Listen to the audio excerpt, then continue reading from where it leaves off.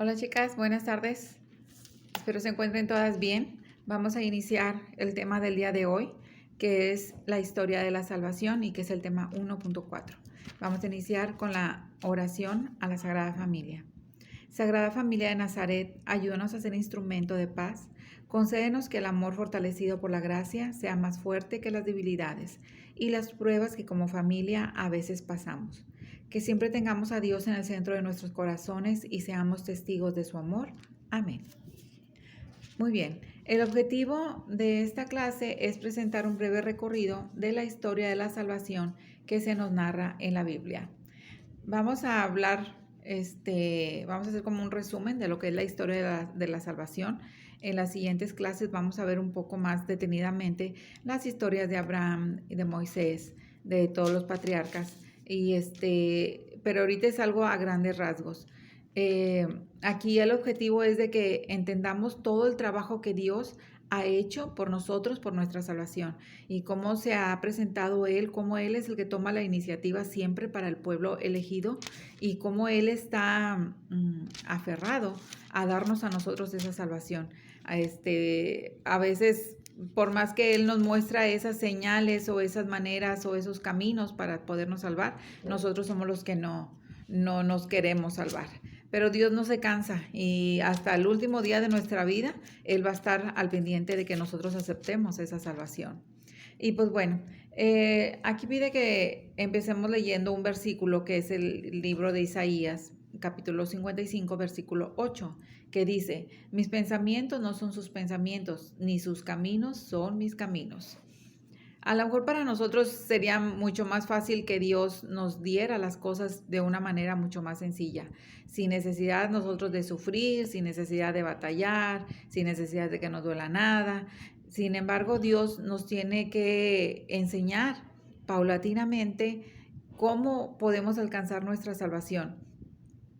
Nosotros pudiéramos pensar que Dios hubiera hecho de una manera muy sencilla, que Jesús viniera directamente, sin necesidad de encarnarse en María la Virgen, sin necesidad de sufrir, sin necesidad de padecer, y sin embargo Dios así lo hace. ¿Por qué? Porque nos quiere enseñar que la salvación también viene por medio del sufrimiento, y nos quiere enseñar a que todo se da paulatinamente, se da poco a poco. Nosotros como humanos queremos que las cosas cambien prácticamente de un día para otro, ¿no? O de que todo se solucione de un día para otro. Pero tenemos que tener paciencia y saber que nuestros pensamientos no son los pensamientos de Dios, que nuestros tiempos no son los tiempos de Dios y que Él no actúa como nosotros quisiéramos, ¿verdad?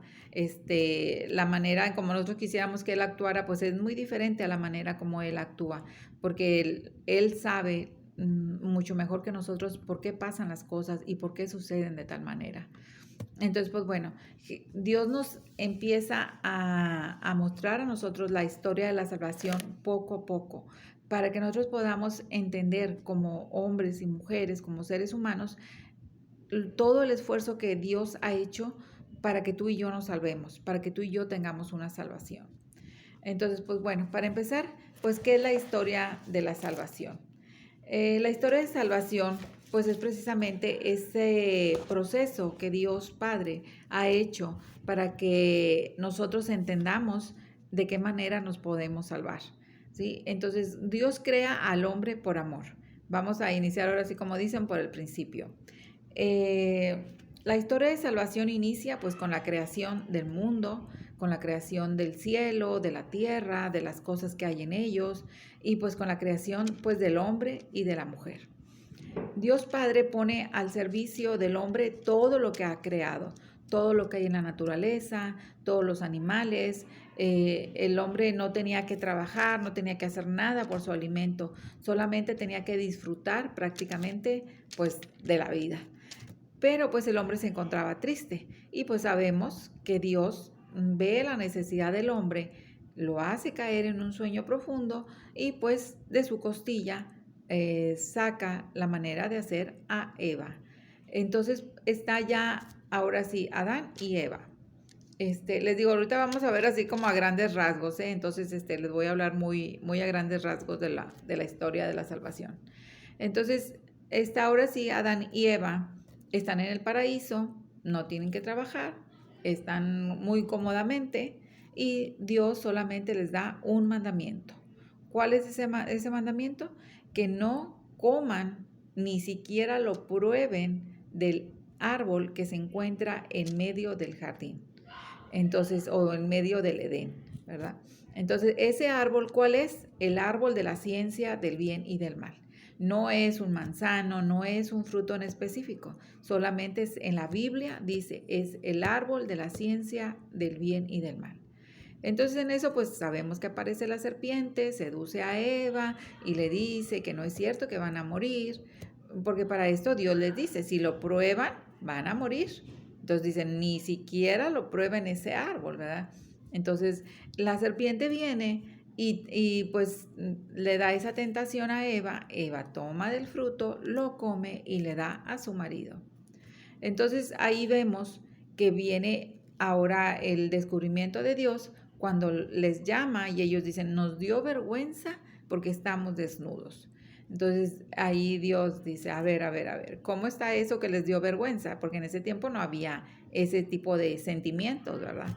Entonces le dice, no, pues sí, pues es que la serpiente le dio a Eva y Eva me dio a mí. Entonces, pues la mujer que tú me diste me dio del fruto y pues yo comí. Entonces viene lo que es el castigo. Entonces Dios los echa del paraíso, los echa del paraíso y les empieza a dar el castigo a cada uno. Y pues ahí al mismo tiempo que Dios les está dando el castigo, Dios ahí también revela que va a haber un Salvador. Y eso lo vemos en el Génesis capítulo 3, versículo 15, que dice, haré que haya enemistad, esto le dice a la serpiente, haré que haya enemistad entre ti y la mujer, entre tu descendencia y la suya. Ella te pisará la cabeza mientras tú herirás su talón. Entonces ahí ya le estaba mencionando a la serpiente que representa al demonio que va a haber alguien que va a venir y lo va a vencer, ¿verdad? Entonces ya desde ese momento Dios está anunciando una salvación, un salvador. ¿Por qué? Porque Dios había creado al hombre y a la mujer inmortales. Ellos no iban a morir. Pero ¿qué es lo que pasa? Cuando entra el pecado en el hombre, entra también la muerte. Entonces Dios, por no querer que el hombre se perdiera, no querer que el hombre muriera simplemente, manda a ese Salvador. ¿Y el Salvador qué hace? Pues precisamente nos ayuda a que no todo termine en la muerte, sino que tengamos después de ahí una vida y una vida eterna. Entonces, pero para mandar a ese Salvador es todo un proceso, porque Dios tiene que preparar al pueblo para que pueda recibir a nuestro Señor Jesucristo, ¿verdad? Entonces, esa es así como inicia la historia de la salvación, con la creación de la tierra, del cielo y del hombre, de la mujer, y luego vemos cómo el hombre desobedece, ¿verdad? Y ahí vemos cómo Dios nos promete al Redentor. Y luego, pues bueno, ya después de ahí vamos a ver la historia de Abraham, que sabemos que de ahí nace el pueblo de Israel. Sabemos que Abraham y Sara, su esposa, pues eran personas ya adultas, ya personas ancianas, no había habido descendencia y pues se le presenta a Dios a Abraham y le dice que va a tener un hijo y no un hijo, sino que se va a tener una descendencia tan grande como las arenas del mar, ¿verdad? Como las estrellas en el cielo y las arenas del mar. Entonces Abraham pues por supuesto duda porque ellos ya eran personas pues adultas, ancianas y pues no cree que vaya a haber esa descendencia. Entonces Sara le da por mujer a Agar, que luego Agar queda embarazada y nace su hijo Ismael, ¿verdad? Entonces tanto con Ismael y Agar los echan de ahí. Sara queda embarazada de su hijo Isaac. La promesa viene por parte de Isaac. Entonces, ya de ahí empieza toda esa historia de los israelitas, la historia de los judíos, que al final va a venir acabando con la venida de nuestro Señor Jesucristo. Entonces, pues bueno, ahí vemos cómo la fe de Abraham, esa fe tan grande que a pesar de decir, oye, pues ¿cómo voy a tener yo un hijo si pues mi esposa ya es anciana, yo soy anciano también, ¿cómo vamos a tener un hijo? Y sin embargo creyó a Dios, se fue de su tierra, tomó a sus empleados, tomó los animales y se fue al lugar donde Dios le había dicho que se fuera. Entonces ahí vamos a ver la fe de Abraham tan grande. Inclusive ahí es la frase que muchos conocemos, que muchas conocemos, la de Dios proveerá, ¿verdad? Porque sabemos que Dios le pide a Abraham el sacrificio de su hijo Isaac. Y cuando Isaac preguntaba, ¿y dónde está el cordero? Pues bueno, Abraham contestaba, Dios proveerá, hijo, Dios proveerá. Entonces, esa fe tan grande de prácticamente matar a su hijo, dárselo en sacrificio, con tal de obedecer a Dios. Entonces sabemos que Abraham es nuestro padre en la fe, es nuestro padre en nuestra iglesia, es uno de los patriarcas, yo creo que el principal, porque si él no hubiera querido, él hubiera dicho que no, pues no se hubiera dado toda la historia de la salvación.